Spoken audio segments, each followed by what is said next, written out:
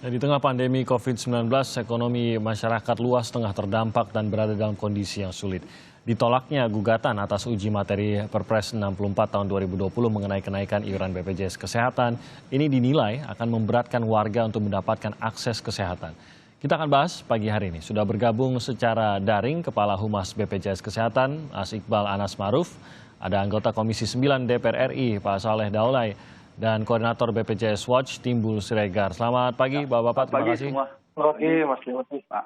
Ya, sekali lagi terima kasih sudah bergabung pada pagi hari ini untuk membahas bagaimana kenaikan iuran BPJS ini.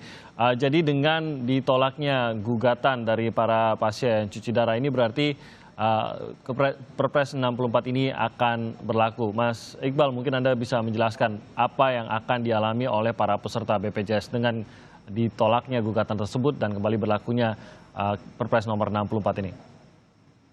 Ya, tentu BPJS Kesehatan sebagai badan hukum publik akan mengikuti semua regulasi yang ditetapkan termasuk dari putusan Mahkamah Agung yang menolak gugatan dari teman-teman di KPCDI. Kita menghormati putusan dari Mahkamah Agung. Tentu untuk program JKNKIS ini akan sangat baik karena kalau kita melihat faktualnya sekarang bahwa rumah sakit soal cash flow sudah tidak mengalami kendala seperti tahun-tahun sebelumnya. Karena dinamika soal iuran yang disesuaikan ini kan tidak hanya terjadi di Mandiri. Karena ini badan penyelenggara yang jaminan sosial yang dikontribusikan dari iuran yang dikumpulkan dari semua segmentasi. Jadi tentu kita bicaranya komprehensif dan faktualnya sekarang kondisinya rumah sakit bisa fokus untuk menangani pasien JKN.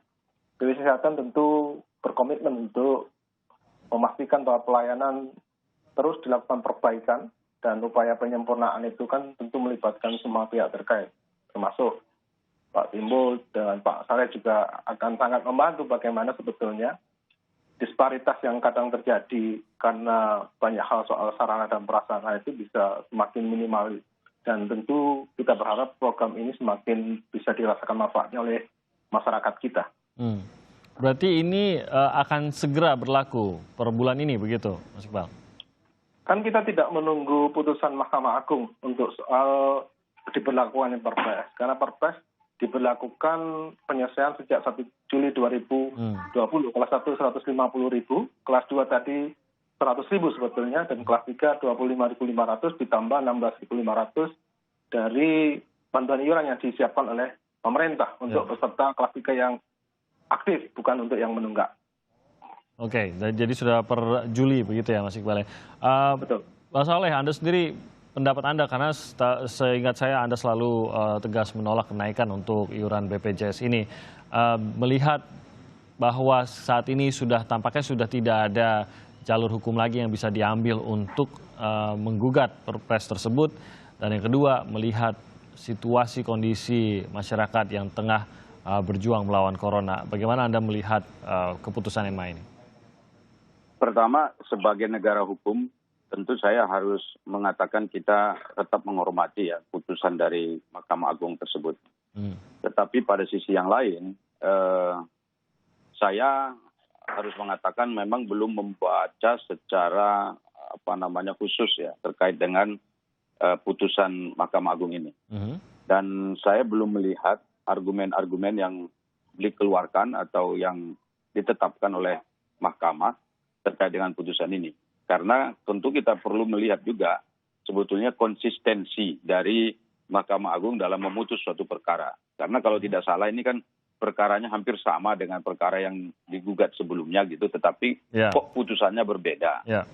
Karena itu kalau misalnya gugatannya sama, kemudian argumen-argumen yang disampaikan oleh penggugat juga sama misalnya di mahkamah, lalu putusannya berbeda, nah tentu ini kan perlu kita pertanyakan secara dalil-dalil hukum ya yang terkait dengan ini sehingga masyarakat juga bisa memahami mengapa putusannya berbeda dari putusan yang sebelumnya. Itu yang pertama dulu ya. Kemudian yang kedua, terkait dengan kenaikan ini tentu ya sekali lagi kita akan menghormati seluruh prosesnya. Termasuk juga pemberlakuan Perpres yang terkait dengan kenaikan ini. Tetapi pada sisi yang lain, secara nyata kan sudah disampaikan sebelumnya bahwa ada banyak kelompok masyarakat kita yang menyatakan tidak mampu untuk membayar.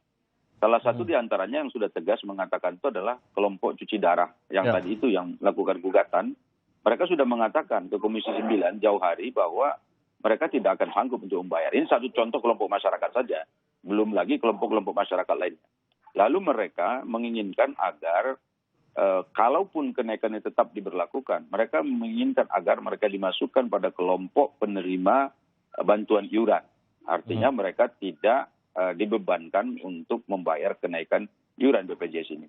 Nah, saya kira ini sangat sangat fair ya, bahwa ada kelompok masyarakat yang tidak mampu, yang mungkin selama ini belum didata sebagai data penerima PBI, itu untuk didata ulang. Jika memang mereka memenuhi kriteria sebagaimana kriteria penerima bantuan iuran, maka sangat wajar dan sangat layak jika mereka ini dimasukkan ke dalam kelompok itu. Itu bukan berarti bahwa kelompok-kelompok lain tidak dipikirkan, karena jumlahnya kan besar kemarin itu, terutama yang diajukan oleh Komisi 9 itu adalah pekerja mandiri, ya, yang mereka bukan penerima upah. Jadi ini terutama yang menjadi fokus perhatian kita, sehingga dengan demikian tidak ada satupun warga negara kita ini yang tidak mendapatkan akses bagi pelayanan kesehatan. Yang ketiga, memang saya menginginkan bahwa andai kata memang nanti kenaikan iuran ini sudah nggak bisa misalnya ditunda lagi, maka kita mendesak, menuntut kepada BPJS Kesehatan dan seluruh jaringan rumah sakit pelayanan kesehatan yang ada di Indonesia yang bekerja sama dengan BPJS untuk meningkatkan pelayanannya. Karena persoalan pelayanan ini adalah kunci dari semua yang terjadi saat ini. Karena orang tidak mau membayar mahal kalau misalnya pelayanannya tidak ada perbedaan sama sekali. Karena kalau secara logika, jika kenaikan iuran ini nanti berjalan, maka income atau pendapatan dari BPJS itu otomatis akan naik. Ditambah lagi misalnya perlu saya jelaskan di dalam forum ini bahwa pada tahun 2021 yang akan datang, direncanakan akan dianggarkan dari dana APBN untuk BPJS Kesehatan ini sebesar 45 triliun. Ini adalah anggaran yang saya kira cukup besar sekali. Jadi kalau misalnya 45 triliun ini ditambah dengan kenaikan iuran BPJS, maka tidak ada alasan bagi BPJS untuk mengatakan pelayanannya tidak baik. Tidak ada alasan misalnya bagi BPJS mengatakan bahwa ada rumah-rumah sakit yang tidak mampu untuk katakanlah memberikan pelayanan yang prima, yang baik kepada masyarakat kita.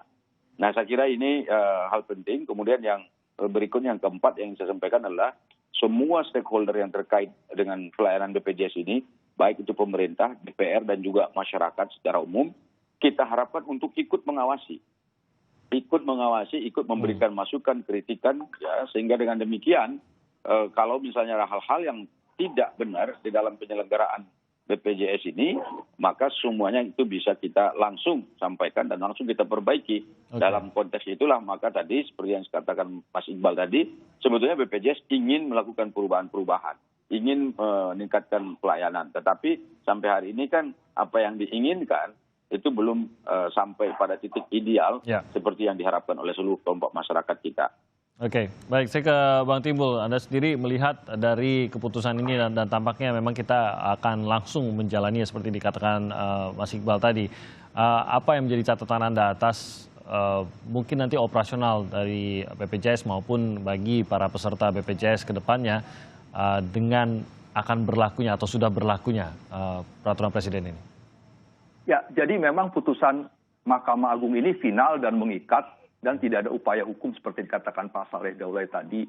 Tinggal bagaimana sekarang fokusnya adalah pelayanan itu ditingkatkan. Kalau kita dengar putusan di tanggal 27 Februari 2020 terkait dengan Perpres 75 yang dibatalkan pasal 34-nya, kan ada dua pertimbangan hukum yang sangat dominan, yaitu daya beli masyarakat yang masih rendah dan belum adanya perbaikan pelayanan kesehatan secara signifikan.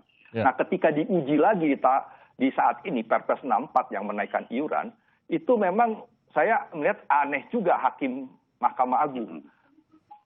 Daya beli itu bukan rendah lagi, terpuruk. Ini dibuktikan dengan kuartal kedua minus 5,32, yaitu disumbang dengan konsumsi yang terkontraksi minus 5,8. Ini kan bukti bahwa daya beli sangat jatuh gitu.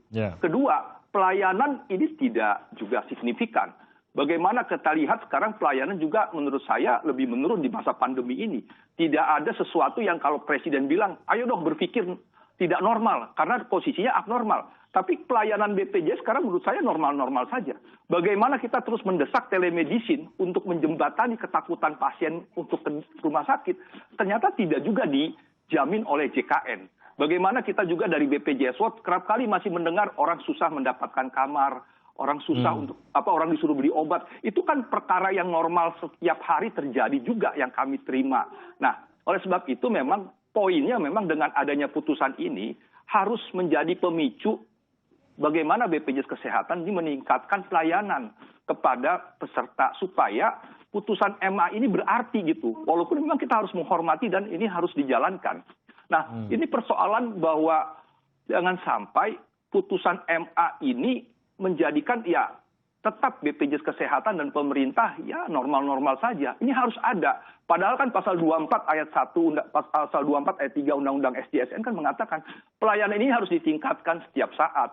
Dan ini kita melihat tidak terlampau signifikan. Nah, jadi putusan MA saat ini saya melihatnya memang agak aneh walaupun saya harus hormati itu sebagai putusan yang harus dijalankan. Nah, keanehan kedua ya kalau dari sisi pertimbangan hukum, kalau kita kontekskan sekarang tadi tidak tepat ya. Kedua, hakim yang di putusan pertama di tanggal 27 Februari kan ini hakim di sini juga ada 1-2 orang gitu loh. Artinya kan sebenarnya kalau kita melihat teori hukum, ini kan sudah menjadi jurisprudensi harusnya putusan Mahkamah Agung sebelumnya. Menjadi acuan bagi putusan yang tanggal 6 Agustus. Tapi ini kan berbeda. Kalau kita kontekskan pertimbangan hukumnya, ya sekarang bukan lagi normal, tapi sudah hancur. Daya beli maupun pelayanan tidak membaik juga. Nah ini yang harusnya menjadi pertimbangan. Yang kedua, saya melihat begini, waktu di awal kan gugatannya hanya soal iuran, kenaikan iuran. Nah yang kedua, sekarang ini ditambah dengan denda. Jadi di Perpres 64 itu kan ada pemerintah menaikkan 100% denda yang tadinya 2,5% kali inasi bijis kali bulan tertunggak, sekarang menjadi 5%. Nah ini juga denda pelayanan ini menurut saya juga akan sangat memberatkan masyarakat. Nah ini yang harus juga bagaimana dilakukan mitigasi oleh BPJS Kesehatan. Jadi sebagai contoh begini, kalau sekarang ini ketika ada orang menunggak, kemudian dia mau menggunakan, dia harus bayar dulu. Kemudian kalau dia waktu dia harus membayar denda supaya keluar SEP, surat penjaminan. Nah kalau yang 2,5 ini, sekarang dinaikkan jadi 5%. Persoalannya adalah selain angka yang naik 100%, denda ini akan dikenakan dalam waktu sampai 45 hari ke depan. Dan ketika dia dirujuk, misalnya masuk rumah sakit tipe D, dia harus bayar. Kemudian 1-2 hari dirujuk lagi ke rumah sakit tipe B, dia bayar lagi.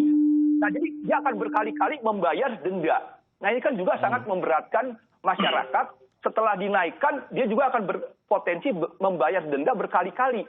Padahal kan merujuk bukan salahnya pasien, ya salahnya rumah sakit atau salahnya puskesmas atau klinik. Kenapa merujuk ke situ?